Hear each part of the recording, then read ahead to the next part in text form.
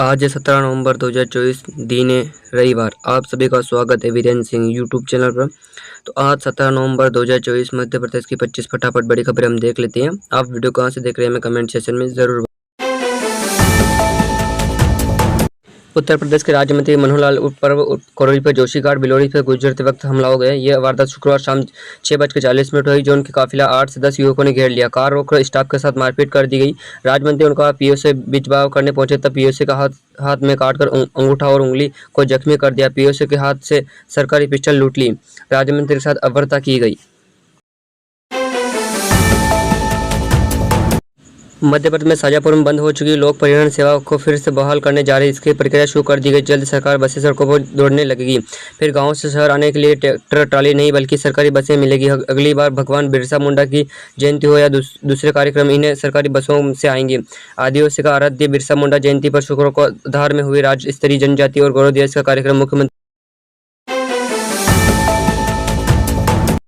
मध्य प्रदेश के महाकाल मंदिर में आने वाले भक्तों की नजर महाकालेश्वर में चढ़ाए गए डॉलरों के नोटों की माला पर टिकी गई। हर भक्त देखते दंग रह गए। दरअसल बाबा के भक्त महाकालेश्वर को डॉलर के नोटों की माला चढ़ाई। बताया जा रहा है कि डोनाल्ड ट्रंप के नोटों की यह माला अमेरिका राष्ट्रपति चुनाव में डोनाल्ड ट्रंप की जीत की खुशी में चढ़ाई गई है। बताया जा रहा है कि महाकाल को डॉलर की माला चढ़ाने वाले भक्त महाकाल के दरबार में ट्रंप की जीत की मन्नत मांगी थी। शुक्रवार की रात कई राज्यों से होता हुआ श्री राम महायंत्र मध्य प्रदेश के रीवा जिले में पहुंचा। यहां से राम जन्मभूमि अयोध्या के लिए शनिवार को रवाना होगा। 126 करोड़ रुपए से लागत से बने इस महायंत्र का स्वागत लोग दिल खोलकर कर रहे हैं। 17 नवंबर तक महारथ यात्रा जरिए यंत्र अयोध्या पहुंचेगा, जहां इस पूरे विधि विधान से 7 मंदिर में स्थापन किया जाएगा। बता दें कि 27 नवंबर को आंध्र प्रदेश के तिरुपति कांची से रथ के माध्यम से इस महायंत्र को रवाना किया गया था। रतलाम का सोना चमक व शुद्धता के लिए देश की ही नहीं पूरी दुनिया में खास महक रखता है। सोने की चमक के साथ साथ शुद्धता के पैमाने पर रतलाम के मावा का नाम भी मुंबई से लेकर दिल्ली तक है। इससे ही इन देवउठनी 11 के बाद विवाह का मांगलिक कार्य की शुरुआत हो गई है। देश में उत्सव की बेला में जहां सोना दमक रहा है, वहीं मावा में से बचे व्यंजन महक रहे हैं। शहर के सोने के आभूषण की साख चमक रही बीते 100 से 125 साल से बरकरार है। प्रधानमंत्री नरेंद्र मोदी ने कहा कि भगवान बिरसा मुंडा की जयंती पूरे देश में राष्ट्रीय जनजातीय गौरव दिवस के रूप में मनाई जा रही है। जनजातीय गौरव दिवस इतिहास के एक बहुत बड़ी अन्याय को दूर करने का एकमात्र ईमानदारी प्रयास है। आजादी के बाद जनजातीय वर्ग के योगदान के इतिहास में वह स्थान नहीं दिया जो इसका लिए हकदार थे। जनजातीय समाज वो जिसके राजकुमार राम को भगवान बनाया है। भारत की संस्कृति और आजादी की रक्षा के लिए सैकड़ों सालों की लड़ाई में नेतृत्व दिया है।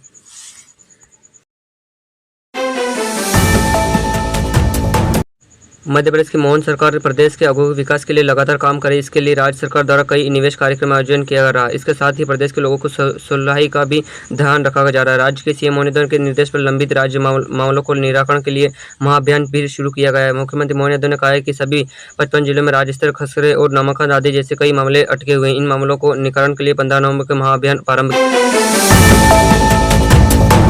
मध्य प्रदेश के मुख्यमंत्री मोहन यादव बीते दिन अंतर्राष्ट्रीय श्रेणी पूर्णता दिवस पर भारतीय कार्निवल ट्रेड काउंसिल के ट्रेड कमिश्नर के शपथ ग्रहण कार्यक्रम में शामिल हुए।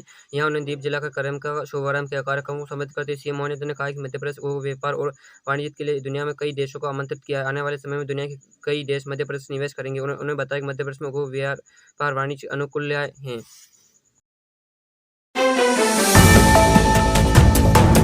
मध्य प्रदेश के कर्मचारी चयन आयोग आरक्षण भर्ती प्रक्रिया में एक फर्जी होमगार्ड सैनिक को पकड़ा गया। भर्ती प्रक्रिया में लिए राज्य एमसी झटी बाटालियन को केंद्र बनाया गया, जहां 10 जिलों के आवेदनों को शारीरिक क्षमता एवं अभिलेखों को परीक्षण किया गया था।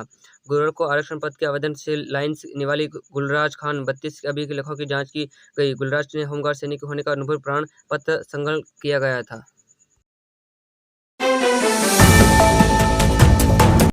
उज्जैन में इस वर्ष मालवा की माटी में गेहूं की बम्पर पैदावार होने की संभावना। करीब 4.5 लाख हेक्टेयर में बोवनी की जा रही है। चने की बोवनी का रकबा कम बताया जा रहा है। किसानों तेज पोषक 322 किस्म के गेहूं का बीज ज़्यादा पसंद कर रहे हैं। बीते दिन वर्षा में किसानों को सोयाबीन का भाव ठीक से नहीं मिल पाया, जब गेहूं के भाव काफ़ी अच्छे मिल रहे हैं। यही कारण है कि किसानों का रुझान चैन की बने गेहूँ की बोवनी पर अधिक है। इंदौर में नया मेडिकल कॉलेज खोलने की योजना 10 साल पहले बनाई थी, लेकिन अब तक मेडिकल कॉलेज के लिए 50 एकड़ से ज़्यादा जमीन का नियत था और कॉलेज के छात्रों को प्रैक्टिकल के लिए बड़े और आधुनिक अस्पताल की जरूरत भी होती है। नंदनगर स्थित एमएससी परिसर में कॉलोनी की बिल्डिंग का निर्माण अगले साल शुरू होगा। यह बिल्डिंग 40 साल पहले अस्पताल के लिए बनाई गई बिल्डिंग को तोड़कर नहीं बनाई जाएगी। भीमा नगर के अस्पताल अनुराग मेडिकल कॉलेज का मध्य प्रदेश के स्कूलों छात्रों को एक शानदार मौका मिलने वाला है। सरकार इसका सहयोग के गीता महोत्सव आयोजन करने जा रही है, जिसमें भगवान श्री कृष्ण के जीवन के जुड़े सवाल पूछे जाएंगे। इस प्रतियोगिता का नाम विल एजुकेशन कंटेंट रखा गया है। इसका पहला पुरस्कार 1 लाख रुपए होगा। इसके अलावा इस प्रतियोगिता में भाग लेने वाले छात्रों के लिए अन्य पुरस्कार भी तय किए गए। ये प्रतियोगिता मध्य प्रदेश के सरकारी और प्राइवेट स्कूल में 9वीं से 10वीं 11वीं और 12वीं के छात्रों के लिए होगी। उज्जैन में श्री महाकालेश्वर मंदिर में भस्म आरती के दौरान आज शनिवार को बाबा महाकाल का आकर्षण श्रृंगार किया गया। बाबा महाकाल को त्रिपुर चंद्रमा और रुद्राक्ष से माला पहनाकर सजाया गया, जिससे इन दिव्य दर्शनों को लाभ लिया वही देखते रह गए। इससे पहले भक्तों को दर्शन के लिए बाबा महाकाल सुबह 4 बजे जाएंगे, जिसके बाद धूमधाम से भस्म आरती की गई। विश्व प्रसिद्ध श्री महाकालेश्वर मंदिर के पुजारी पंडित महेश शर्मा ने बताया कि माघेश्वर की महाकृष्ण पक्ष की प्रतिभा शनिवार को बाबा महाकाल सुबह 4 बजे। शुक्रवार को देश भर में देव दीपावली का त्यौहार मनाया गया। इस दौरान मध्य प्रदेश सहित पूर्व भारत में अपने चमत्कार के लिए प्रसिद्ध दतिया के पीताम्बर पीठ में लोगों को देव दीपावली का मनाई। सैकड़ों दीपकों से माता मंदिर को रोशन किया। साथ ही सता की देवी कही जाने वाली पीताम्बर की देर पर बीते रात को सैकड़ों संख्या में भक्त का दर्शन करने पहुंचे। माता के दतिया जिले में मौजूद पीताम्बर पीठ के देव दीपावली के अवसर पर दिए सजाए गए। मध्य प्रदेश में ठंड की शुरुआत हो चुकी है। मौसम विभाग ने बताया कि ठंड की शुरुआत प्रदेश के उत्तरी हिस्से से होगी। बीते रात ग्वालियर चंबल क्षेत्र में रात के तापमान में 2 डिग्री तक गिरावट दर्ज की गई, जबकि भिंड और निवाड़ी में घटना कोहरा भी देखने को मिल सकता है। मौसम ऐसा मिजाज कि 20 नवंबर तक बना रहेगा और इसके बाद भरी सर्दी देखने को मिल सकेगी। मध्य प्रदेश के बीते 3 दिनों में धीरे धीरे सर्दी में इजाफा देखने को मिला। उत्तर पूर्वी हवाओं का प्रभाव भी कम हुआ है।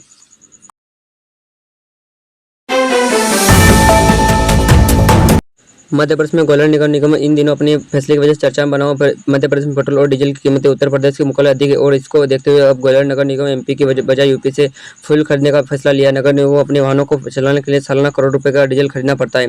मध्य प्रदेश में वैट और अन्य टैक्स अधिक होने की वजह से पेट्रोल महंगा है। ऐसे में नगर निगम को महंगाई के निजात के लिए बचत का उपाय निकाला है।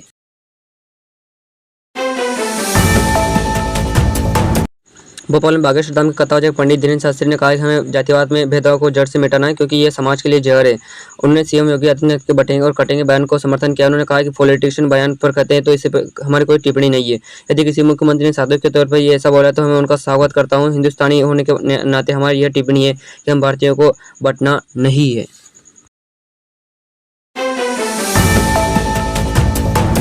भोपाल में कांग्रेस स्टेट यूनिटी विजयपुर विधानसभा क्षेत्र में आदेशों पर चुनाव के बाद कथित हमलों की जांच के लिए शुक्रवार को एक समिति गठन किया गया। इस समिति में विधायक फूल सिंह बरेला, पूर्व मंत्री लखन यादव सिंह, लोकसभा चुनाव प्रसाद सत्यनारायण नीटू, शुक्रवार प्रदेश कांग्रेस चुनौती जाति विभाग के अध्यक्ष और कांग्रेस प्रदेश उपाध्यक्ष संगठन राजीव सिंह ने यह जानकारी देते हुए यह फैसला प्रदेश कांग्रेस अध्यक्ष के निर्देश अनुसार लिया गया है।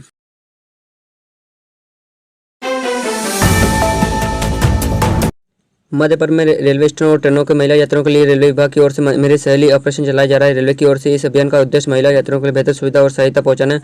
ऑपरेशन मेरी सहेली बने तक रेलवे ने 38,188 महिला यात्रियों के लिए सहायता की है। पश्चिम मध्य रेलवे भोपाल जनसंपर्क अधिकारी के मुताबिक महिला यात्रियों के लिए सुरक्षा सुनिश्चित करने के लिए रेलवे बल के ऑपरेशन मेरी सहेली बन पहल चलाई गई है।